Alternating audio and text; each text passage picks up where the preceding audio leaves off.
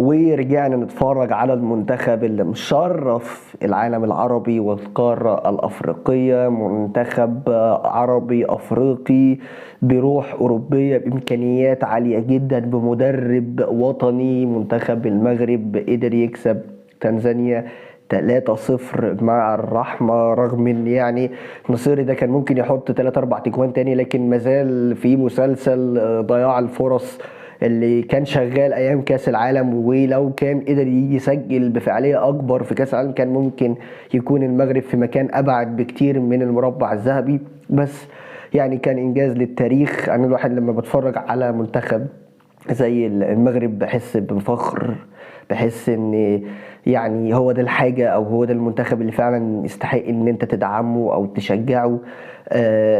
يعني بصراحة انا منتخب الجزائر كان يتعادل، منتخب مصر اتعادل، فدول المنتخبات العربية اللي هي في التوب اللي تقدر تتكلم عليها. فانا مش عارف بصراحة يعني المنتخبات ليه مش بتاخد مشروع. يعني المغرب دي مشروع، يعني منتخب المغرب دي مش منتخب وخلاص. يعني انت ده منتخب مشروع لابد ان انت تقتدي بيه. شمال افريقيا زيك منتخب عنده محترفين زي اغلب المنتخبات في الوقت الحالي، ما عدا يعني منتخب تونس اللي بالمناسبة خسر برضه. فانا شايف ان الواجهة المشرفة العربية هي الواجهة المغربية. المشروع المغربي ده لابد ان يتطبق في اغلب المنتخبات العربية. نشوف الناس دي عملت ايه واعمل زيها، الناس دي قدرت ازاي تعمل ايه. منتخب مصر ايام حسن شحاتة كان بيعرف يعمل كده، كان عنده منظومة قوية، كان عنده لعيبة قوية، كان عنده جيل ذهبي يقدر يعتمد عليه. في الوقت الحالي مصر نسيت اللي مصر عملته. فبالتالي عايز اقول ان المشروع المغربي او المنتخب المغربي حاجة مشرفة جدا، حاجة مفرحة جدا، حاجة اتوقع واتنبأ ليها ان هي تكون المرشح الاول لبطولة افريقيا. على الرغم من ان افريقيا ممكن تكون المنتخبات فيها واخدة على المغرب والمغرب واخدة عليها، فممكن ما يكونش فيه المفاجآت اللي حصلت في كاس العالم ولا يعني الخوف الكبير من المغرب، لان الاحتكاكات الكتير بتخلي الامور يعني متفاهمه شويه او قريبه شويه. ولكن انا شفته النهارده ان المغرب لعبت بالطريقه العاديه جدا، بدون استنكار، بدون تناكه، بدون غرور. بيلعبوا الكره العاديه، الكره السهله بقى. فريق بيقابل فريق مين بقى؟ نسيوا ان هم المغرب الرابع على العالم، الكلام ده كله نسوا تصنيفهم عالميا، الناس كله ده حطوه على جنب. ماتش لازم اكسب. كلام في الكوره مع احمد نصر. اعمل لايك للفيديو، سبسكرايب او اشتراك في القناه، وتعالى نتكلم عن تفاصيل صغيره في الماتش يعني انا ركزت فيها شويه. الفرحة تمت ونصيري يفعلها، ونصيري يدخل التاريخ. اول حاجه عايز اتكلم عليها بجد حرفيا يوسف نصيري. الراجل ده بيتعامل بيتبدل، يعني هو مش ده اللي احنا بنتفرج عليه في اشبيليه، ومش ده، هو مش ده. ارتقائه العالي جدا في كاس العالم، عمل رقم يعني يحسب له. كمل انت مضيع جونين، واحد في اول 10 دقايق والتاني في الدقيقه 30 بعد ما الهدف سجله سايس بعد فولو اللي هنتكلم عليه بعدين. بس انا بتكلم عن يوسف نصيري. ايه سلسله ضياع الفرص السهله ليه؟ اتمنى ان دي يعني ما تكونش الاستمراريه بتاعتك. مش لازم يشتغل على نفسه بجد في ان هو بيتحط تحت فرص كتيره قوي. عندك اجنحه قويه جدا بتساعدك على ان انت تبقى عند الجون كتير. طب لازم تترجم الكلام ده، لان النهارده يعني انت لو انت شفت ماتش الجزائر وانجولا هتلاقي ان انجولا كانت قاعده ورا تقريبا 80 دقيقه، 80 دقيقه قاعده في البوكس، وبكوره شلوت باصتين ثلاثه فجاه بقوا عنده 18. وبيلين ملوش اي لازمه، التعادل نقطه. فمش هقول لك مصر، لان مصر طبعا ربنا يوفقنا في اللي احنا بنعك، يعني احنا بنتفنن ازاي نعك، بس مش مشكله. شايف ان المغرب لابد انها تركز اكتر على قصة يوسف نصيري ان هو بيضيع. ده من حبي للمغرب، مش عشان خاطر بنتقده لحاجة، بس لا، انا شايف ان المغرب النهاردة 5-6 مستريح.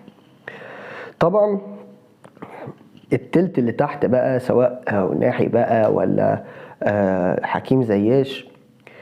حكيم زياش رغم ان هو نزل من ليفل الدوري الانجليزي، لان هو يعني في جلطة سراي بيقدم مستوى جيد جدا في الدوري التركي، الامور ماشيه بشكل كويس. جلطة سراي مش من الانديه القليله، بل بالعكس هو من الانديه الاوروبيه المحترمه اللي بتنافس، اللي بتحتك بانديه كبيره زي ريال مدريد وبرشلونه وزي اي فرق ممكن تتخيلها.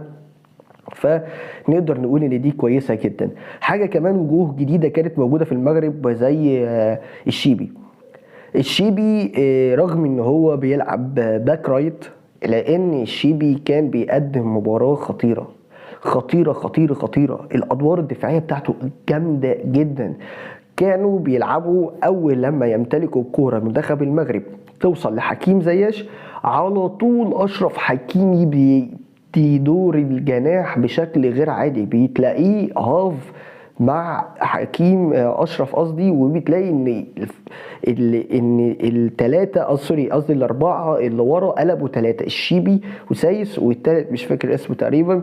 فبالتالي تلاقي ان انت قلبوا ثلاثه واشرف حكيمي طار. طب انا لما اتفرجت على الماتش ده، انا عارف ان الشيبي في الدوري المصري بيلعب باك رايت، فقلت الباك ليفت دي يعني منتخب تنزانيا لو متابع المنتخب المغربي هيعرف ان الراجل ده ما بيلعبش نشتغل عليه. لقيت المنتخب التنزاني نازل بيحاول يجيب منتخب المغرب عنده ويضربه كاونتر اتاك. وطبعا ده كلام بتعمله هناك بقى وانت قاعد بتتفرج او بتلعب بيس، بس بيس 13 القديمه اللي هي بتاعت السرولوج، لكن دلوقتي لا، مفيش منه الكلام ده.